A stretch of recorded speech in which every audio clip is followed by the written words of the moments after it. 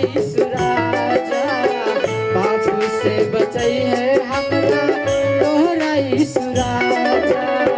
मीतुन बिहरिया काहे, मीतुन बिहरिया काहे, मीतुन बिहरिया काहे करयत वरिया, मीतुन बिहरिया काहे करयत वरिया।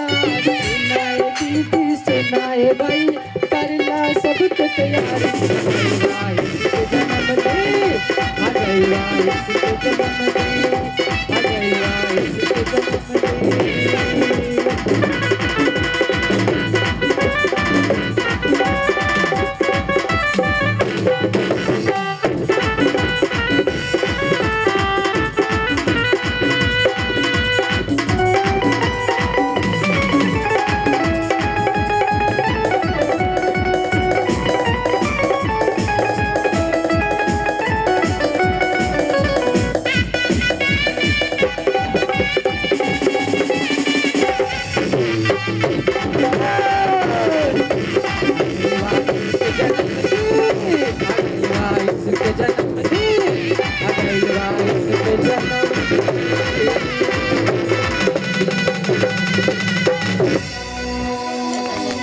हालेलुया।